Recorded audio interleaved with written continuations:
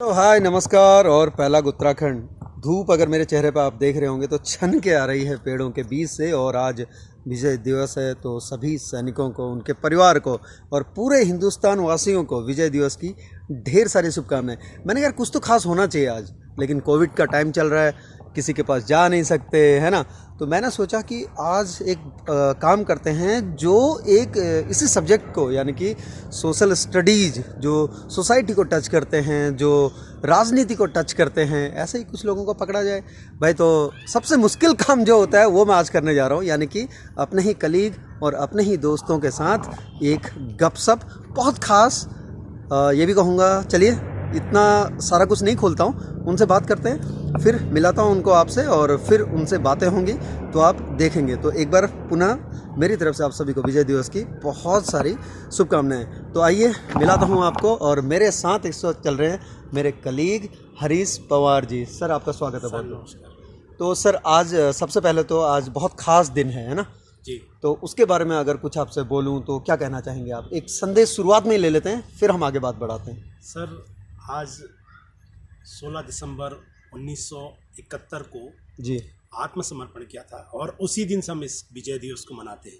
Okay. और पाकिस्तान के जो है 93,000 93,000 सैनिकों ने आत्मसमर्पण किया था। और ये हमारे लिए गौरव की बात है। क्या बात। लेकिन आज हम उनको नमन करते हैं जिन्होंने आत्मसमर्पण कराया, क्योंकि इतिहास वहाँ से रचा गया था। आज भी उस इतिहास को हमारी सैनिकों ने बरकरार रखा है।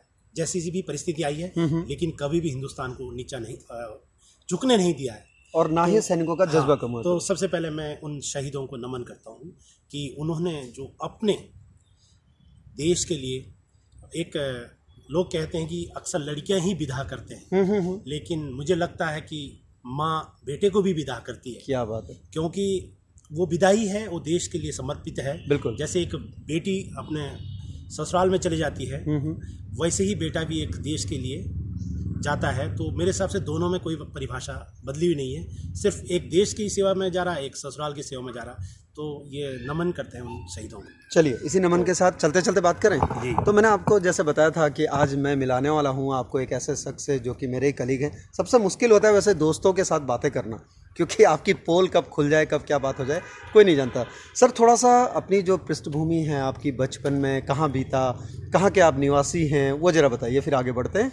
देखो सर, बिल्कुल मेरा जो बचपना है पूरे गांव से जुड़ा हुआ है, और अभी भी वो सारी यादें, चाहे मुझे इस शहर में 20 साल हो चुके हैं मुझे इस गांव को छोड़ते हुए, अभी भी जाता हूँ, लेकिन यादें वही है।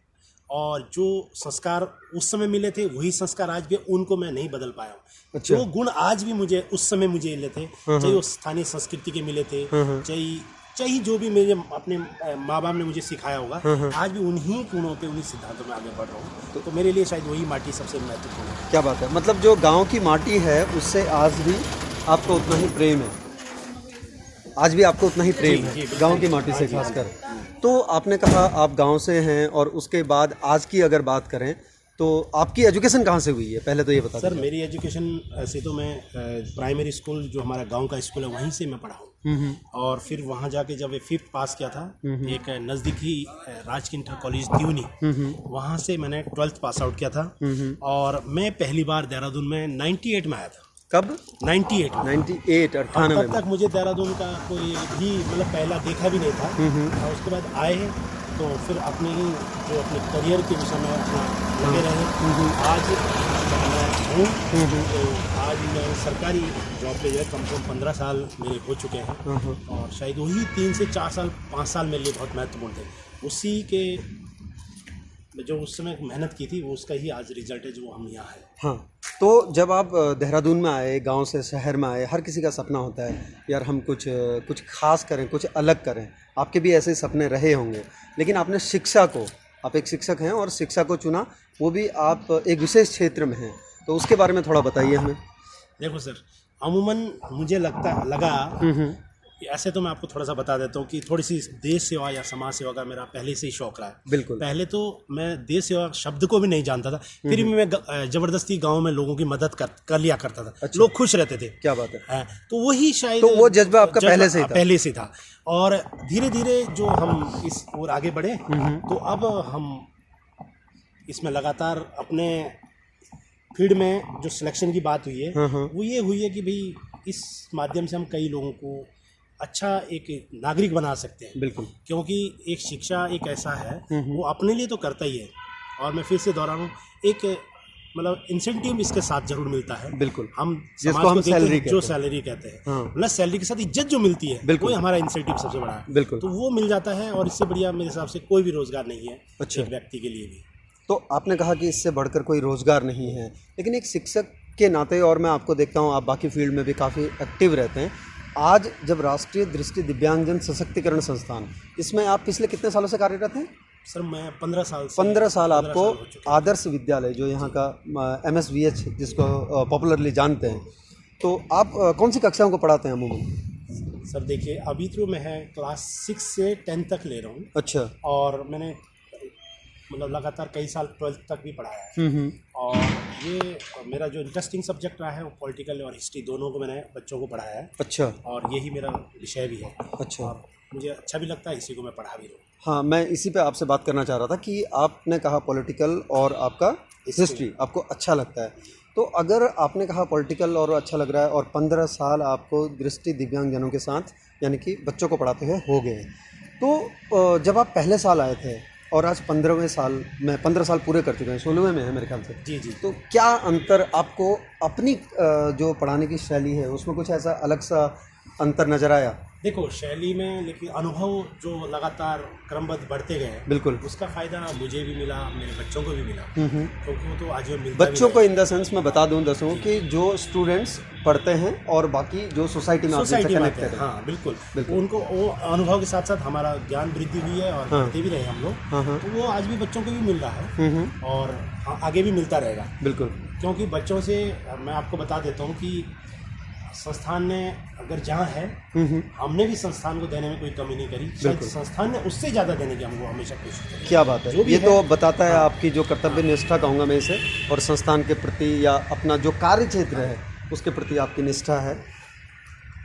तो आपने कहा कि आपको यहाँ पर 16वां साल चल रहा है, तो कई सारे बैच आपके पास आउट हो गए होंगे। अगर मैं आपसे पूछूं कोई एक ऐसा बैच जो आपको हमेशा याद रहता है, क्योंकि बच्चे क्या होते हैं ना, चुलबुले होते हैं बहुत, और आपका जो सब्जेक्ट है आपने कहा पॉलिटिकल साइंस और हिस्ट्री आपको पढ़ाने में बहुत अच्छा लगता है और पढ़ाते भी हैं, है ना? तो कौन सा ऐसा बैच है जो आपको याद रह जाता है? होते हैं ना कुछ चेहरे हमेशा याद रह जाते हैं। देखिए, बच्चे तो खैर सभी अच्छे हैं, बिल्कुल, लेकिन जहाँ तक आप कह रहे हैं कि याद करने वाली बात, कुछ ऐसे बच्चे होते हैं और जो हमेशा माइंड में रहते हैं, बिल्कुल याद रह जाते हैं। लेकिन अगर मैं उनमें से कहूँ, जैसे कुछ बच्चे ऐसे जो दिमाग से वाकई हटते नहीं है, जो उनके अंदर टैलेंट भरा रहता है, अच्छा, वो दिमाग से हमको हटने नहीं देता। क्या बात है। क्योंकि वो टैलेंट का मतलब वो हो सकता है खेल में बहुत अच्छे हो और हो सकता है वो पढ़ाई में अच्छे हो। तो कुछ चुनिंदे बच्चों का नाम मैं जरूर लूँगा। अच्छा, हाँ, कौन है वो बच्चे हैं जो एक स्टार्टिंग में कुछ बच्चों का बैच था। अच्छा। एक सचिन नाम का बच्चा था, ओके,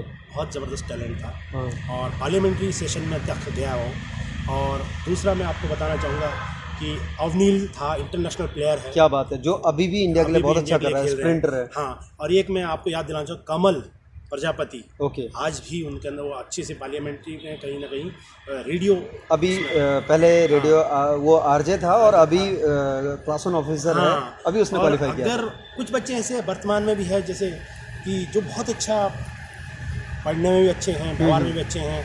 अगर कई बार मैं विकास चौधरी की कविताएं सुनता हूँ, उनकी बोलने की क्षमता देखता हूँ, तो वो चीज़ें हमारे माइंड में रहती है कि हाँ, ये बच्चे सब हमारे अच्छे हैं, बिल्कुल, लेकिन कुछ जो हटकर हैं जिनका मैं नाम ले रहा हूँ, शायद मैं इसलिए ले रहा हूँ, शायद हो सकता है और बच्चों को उनका अनुकरण करने की भी जरूरत है। बिल्कुल, क्यों? क्योंकि मतलब अपने कार्य के प्रति ज़्यादा सजग है। बिल्कुल, बिल्कुल सही कहा आपने। मैं थोड़ा सा इसको और एडजस्ट करता हूँ और उसके बाद आपसे ये बातें और आगे बढ़ाते हैं, क्योंकि अभी ये बातें जो आप इतनी अच्छी बातें कर रहे हैं ये इतनी जल्दी ख़त्म होने वाली नहीं है।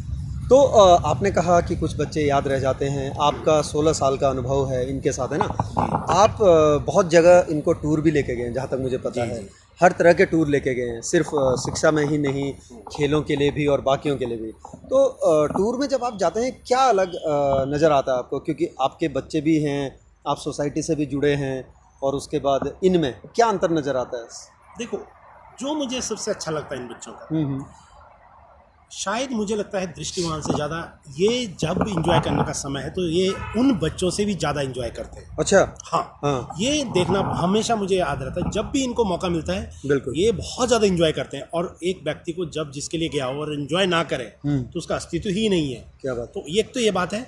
दूसरी बात ये है कि हमेशा हमारे बच्चे, एक बात तो हमेशा बच्चे जब भी हम कोई चीज़ कहते हैं तो एक्सेप्ट भी करते हैं, मानते भी हैं, उससे बिहाइंड में कुछ भी नहीं करते। बिल्कुल। और कुछ अपवाद जरूर होते हैं, वो तो होने हर भी जगह चाहिए, होते हैं, होने भी होने चाहिए, वो क्योंकि हमारे लिए सीख भी सीखने मिलती के लिए है। भी होते हैं। क्या बात। तो और अगर मैं ये आपने अपने जो हिस्ट्री और पॉलिटिकल साइंस और वो वाले गुण थोड़ा सा दिखा दिए। हाँ, हो सकता है कि वो गुण तो रहेंगे ही, बिल्कुल, वो कहीं नहीं जाने वाले। कहीं नहीं जाने वाले। और अगर हम टूर की बात करें तो हमने एक दार्जिलिंग, करसियोंग और सिक्किम, गैंगटॉक हमने टूर किया था। हाँ। उसमें अक्सर आप मुझे बताते भी रहते हैं उसके बारे में। 39 बच्चे थे। हाँ। और काफ़ी 6 या 7 टीचर थे साथ में। क्या बात है। तो दृष्टिहीन बच्चों को सबसे बड़ी समस्या है कि वो रेडियो सुनते तो बहुत हैं, लेकिन लाइव वो कम देख पाते हैं। लेकिन मुझे अभी भी अच्छा लगता है कि मैंने उनको वो लाइव दिखाया, बर्फबारी हो रही थी। क्या बात है। और बच्चे वहाँ एंजॉय कर रहे थे। भले ही बहुत कम टाइम था, बहुत ज़्यादा ठंड थी, लेकिन उनको वो फील आई फ्लेक्स वाली, क्योंकि कि कैसा होता है। बहुत दूर थे।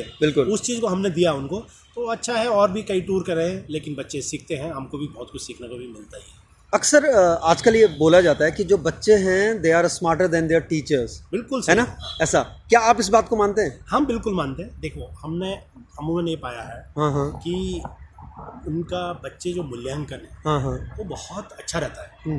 भले ही कोई भी टीचर हो, बिल्कुल, मैं क्यों नहीं हूँ, बिल्कुल बिल्कुल, वो हमें स्वीकारना पड़ेगा। असली दर्पण हमारे बच्चे हैं। अगर उन्होंने हमारे विषय में कोई मूल्यांकन कर लिया और उन्होंने हमको बता दिया, तो मुझे लगता है कि उससे बेहतर हमारे पास कोई भी मार्गदर्शक नहीं। मतलब हमारा रिपोर्ट कार्ड आप ये कहना चाहते हैं कि हमारे बच्चे, रिपोर्ट कार्ड हमारे बच्चे हैं। क्यों? अगर उन्होंने कोई चीज़ कह दी तो मुझे लगता है वो बिल्कुल सही है और सत्य है। भले हो सकता है कुछ बातें वो बच्चे हैं, वो कुछ फिर बातें अपने हो सकती विवेक है, से हम कुछ बातें हो सकती है, वो बच्चे हैं, बाल्यपन रहेगा लेकिन उनमें। फिर भी अगर हम कभी भी उनके साथ कोई चिंतन चीज़ साझा कर रहे हैं, चिंतन कर रहे हैं, तो उनका जो मूल्यांकन का जो मेथड है, बिल्कुल, तो मुझे लगता है वो बहुत बेहतर रहता है। चाहे वो प्रशासन के हो, चाहे टीचर हो, चाहे वो अमूमन कहीं भी सिचुएशन मिले, फिर भी लगता है कि नहीं, ये अपनी जगह सही है। हमें ही बदलना पड़ेगा, हमें ही बदलने की ज़रूरत है, हमें ही कुछ करने की ज़रूरत है। क्यों?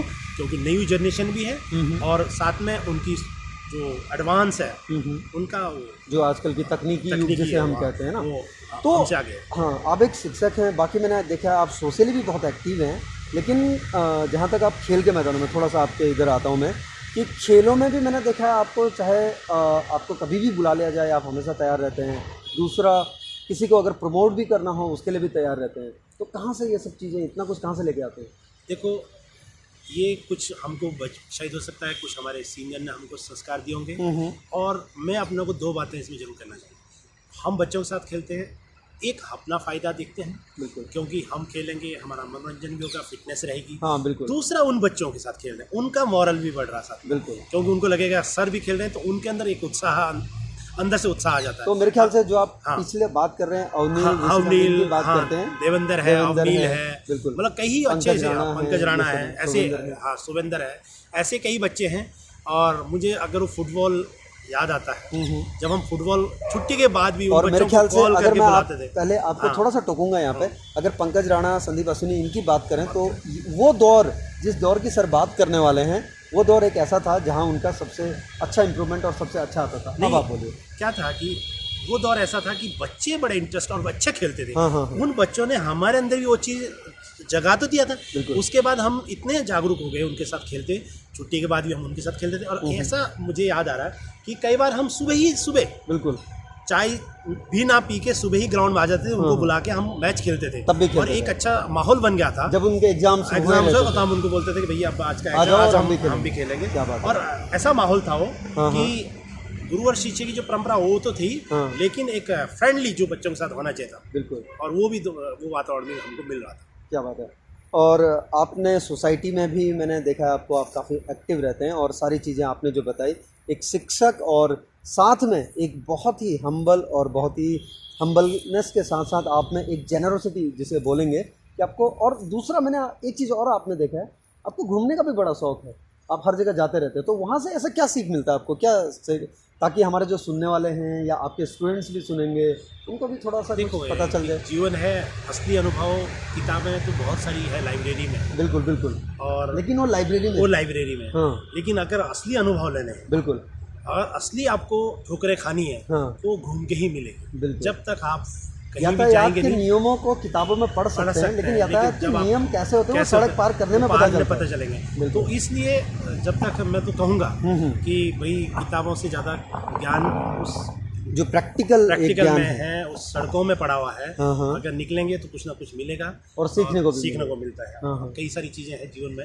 अगर हम उदाहरण लें कि भाई बहुत सारे लोग हैं जो समाज के हित के लिए करते रहते हैं। बिल्कुल। एक कई बार देखता हूँ कि एक गरीब 2 या 3 लीटर दूध होता है और वो कहीं छोड़ने जा रहा है, बिल्कुल। तो कई बार वो अपना उस कमाई से जो 2 या 3 लीटर से भी एक अचानक एक छोटा सा डॉगी मिलता है और उसमें से थोड़ा दूध दे देता है उसे। तो वो हमारे मतलब सीखने के लिए है बिल्कुल। कि भाई ज़रूरत है दिल बड़े करने की। सब है, सबके पास है, लेकिन दिल नहीं है तो वो कुछ भी नहीं कर सकता। जबकि वो थोड़ा देने से उसको जीवन मिल रहा है और उसका कुछ नहीं जा रहा। लेकिन हाँ। ये हमने भी उसके लिए सीखा दिल चाहिए है। ना? हाँ, दिल चाहिए, दिल की बात है। दिलदार तो आप हैं। नहीं, हाँ, समय के शायद साथ इन्हीं अगर चीज़ों जरूरत से पड़ती सीखा है होगा। सीखते हैं। ये तो बिल्कुल। ये तो सब कुछ भी नहीं है। बिल्कुल। अगर कुछ करना है तो यही आगे लेके चलेंगे तो हमारा शायद।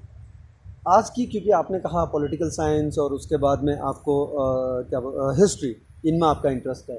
आज के दिवस की अगर बात करें और आपसे कहूं कि एक मैसेज जो आज के युवाओं के लिए होगा, वो मैसेज क्या होगा आपका? क्योंकि आज बहुत खास दिन है। मैं युवाओं को यही मैसेज देता हूँ और मेरा बड़ा इंटरेस्ट पॉलिटिकल में भी है और मैं उन पॉलिटिशियन को भी यही इंटरेस्ट देता हूँ, मैसेज देता हूँ कि हर वो नौजवान अपने परिवार को छोड़ के अपने देश की सुरक्षा करने के लिए उस सीमा में रात दिन माइनस टेम्परेचर में काम करता है। हम सबको सीखने की ज़रूरत है।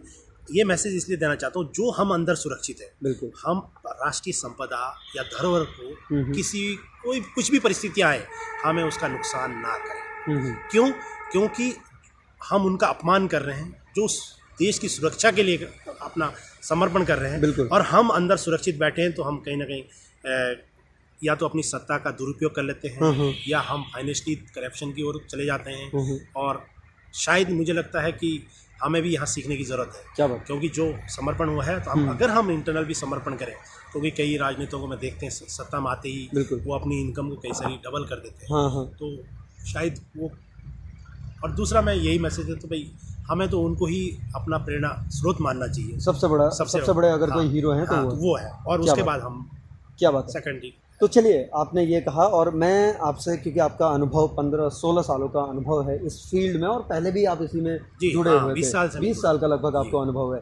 तो सोसाइटी का जो अप्रोच है इनके प्रति या जो भी है, जो PWD खासकर, तो सोसाइटी के लिए अगर मैं एक मैसेज आपसे कहूँ इन 10-20 सालों में जो आपको लगा, वो क्या होगा इनको लेके, PWD को लेके? PWD को जो लेके मैसेज यही है कि दया भावना कोई ज़रूरत नहीं है। आप इनको मौका दीजिए, इनको अपॉर्चुनिटी दीजिए, क्षमता बहुत है। बस यही मैं देना चाहता हूँ कि कभी भी एक मोहताज समझ के इनको सपोर्ट ना करें। क्या बात? क्षमता बहुत है, आप सहयोग करिए उनको वहाँ तक पहुँचाने में, और उस संस्थाओं को जानकर उनकी मदद अगर उन्हें चाहिए तो तब मदद करिए। हाँ, है ना? मैं यही मैसेज, कभी भी दया का कोई कभी भी नहीं चाहता कि कोई इस तरीके से मदद करे कि नहीं एक PWD है उसको उसकी मदद करनी चाहिए, नहीं, उनकी क्षमताओं को देख के मदद करें। क्या बात है, और ये हर जगह होता है। यानी कि अगर किसी में क्षमता है तो उसे तराशने के लिए सहायता, समाज को इस दृष्टिकोण पे काम करना चाहिए। ये रूढ़िवादिता थी, इसे बाहर निकलना चाहिए। क्या बात है। चलिए, बहुत सारी बातें हो गई और ये तो रही बहुत सारी खास बातें। अगर मैं जाते जाते, क्योंकि हमारा ये जो गपशप वाला एक सेक्शन होता है वहाँ पर आता हूँ, मैं आपसे 4-5 प्रश्न करूँगा, आपको बहुत जल्दी उनके जवाब देने हैं। तो तैयार हैं आप? जी बिल्कुल तैयार है ना? जी सर। तो चलिए, क्योंकि चलते चलते हम गपशप में भी कर रहे हैं, आपने मैसेज भी दे दिया, सब कुछ हो गया। तो हरीश पवार अगर टीचर नहीं होते तो क्या होते? देखो, हो सकता है मैं एक सैनिक होते। वाह, क्या बात है। हरीश पवार को सबसे अच्छा खाना क्या लगता है? देखो, मैं खाने में चूजी नहीं हूँ, मैं वक्त के साथ अपना टेस्ट बदल देता हूँ। क्या बात है। क्योंकि एक शिक्षक ही ऐसा कर सकता है हर परिस्थितियों में। परिस्थितियाँ वो अन्न है और उसे अन्न का आदर करना चाहिए। क्या इसलिए मैं नहीं चाहता कि मुझे अच्छा ही मिले, बस मुझे इतना चाहिए कि हाँ मेरी ज़रूरत अभी है तो मैं किसी भी तरीके का भोजन कर लेंगे, है ना। हरीश पवार को दुनिया में कौन सी ऐसी जगह है जहां वो जाना पसंद करते हैं? कोई एक जगह। देखो दुनिया में तो मैं तो हिंदुस्तान को पसंद करता हूँ। क्या बात है। और यहीं इसी को एक्सप्लोर करना पसंद करते हैं। हाँ बिल्कुल, मैं एक मैसेज भी देना चाहूँगा। हाँ हाँ बिल्कुल। देश में हमारी सरकारें लगातार जो अच्छे एजुकेटेड भी है, अच्छे जिनको मैं कह सकता हूँ अच्छे माइंडेड लोग हैं, शुरुआत में भारत सरकार उन्हें स्कॉलरशिप देती है, फ्री ऑफ एजुकेशन देती है। कोई एक इंजीनियर भी बनाती है, कोई एक डॉक्टर भी बनते हैं, साइंटिस्ट कोई एक बन IAS जाते भी हैं, बनते हैं, हाँ। साइंटिस्ट भी बनते हैं। लेकिन जब उन्हें भारत सरकार की ज़रूरत पड़ती है तब वो विदेश चले जाते हैं। हाँ अच्छे लोग हमारे हिंदुस्तान में कैसे रहे? चलिए। जहाँ उनको ज़रूरत होती है तब वो हमको छोड़ के चले जाते हैं। तो मैं नहीं चाहूँगा कि मैं अपने हिंदुस्तान को छोड़ूं। क्या बात है। ये एक शिक्षक की आवाज़ है, जितने देखने वाले हैं सुनने वाले हैं याद रखिएगा। और हरीश पवार को देखिए, हर किसी को लेटर मोमेंट अच्छे लगते हैं, और आप भी मेरे ख्याल से संगीत सुनना पसंद है आपको। देखो मैं किस तरह का संगीत सुनना पसंद करते हैं? मैं तो अपना पहाड़ी हूँ, तो पहाड़ी कल्चर में ही आनंद मैंने देखा है आपको अक्सर थिरकते हुए पहाड़ी जब उन मुझे पे, पहाड़ी धुनों पे। संगीत मिलता है तो मैं जरूर कहीं ना कहीं उसका एंजॉय करता हूँ। हाँ हाँ। हाँ इतना मैं जरूर है, शायद वो मेरा बचपन का ही कुछ साथ है, लगाव है उससे। क्या बात है। ये बहुत पसंद करता हूँ। हरीश पवार अगर यहाँ अगर फिल्म देखने के लिए बैठे हुए हैं और एक तरफ उनकी फैमिली है, क्या चूज़ करेंगे? फिल्म देखना पसंद करेंगे या फैमिली के साथ टाइम बिताना पसंद करेंगे? देखो दोनों चीज़ें, सिचुएशन अलग हुई क्या है। ये डिप्लोमेटिक आंसर है। देखिए भाई सुनने वालों, सिचुएशन क्या है बिल्कुल कि हम उस हिसाब से है। हाँ हाँ। अगर वो फैमिली कहीं पिक्चर में ही ज़्यादा इन्वॉल्व, उनको ही इंटरेस्ट है, ओहो। तो हम भी पिक्चर देखते भाई ये शिक्षक की, और वो भी जो हिस्ट्री और पॉलिटिकल साइंस पे इंटरेस्ट रखते हैं, देखना पसंद हाँ हाँ हाँ, जो यदि आप उनका कोई इंटरेस्ट नहीं है पिक्चर में तो हम भी निकल आएंगे। ये डिप्लोमेटिक आंसर है बहुत ज़्यादा। तो चलिए हरीश पवार साहब, आपको बहुत बहुत धन्यवाद कि आपने हमारे साथ बात की और सबके लिए बात की। फिर मुलाकात होगी आपसे बहुत जल्दी। Thank you sir. तो ये था हमारा गपशप का सेगमेंट। न्यूज़ वर्ल्ड पर मैं अक्सर इसी तरह से आता रहता हूँ, आपके लिए कुछ ना कुछ नया लेके आता हूँ। आज मेरे साथ मेरे ही दोस्त, मेरे ही साथी, लेकिन बड़ा मुश्किल होता है साथियों से बात करना, लेकिन मैंने कोशिश करी एक, शायद आप लोगों को पसंद आएगा। So please do listen and comment कीजिए, शेयर कीजिए। और हमारी खास मुलाकात आज की गपशप में श्री हरीश पवार जी के साथ। तो फिर मुलाकात होगी इसी तरह से, कुछ ना कुछ नया लेकर आएंगे। तब तक के लिए अलविदा, बाय। और आप सभी को विजय दिवस की बहुत बहुत शुभकामनाएं। सारे सैनिकों को, उनके परिवारों को, हिंदुस्तान को एक बार फिर से जय हिंद।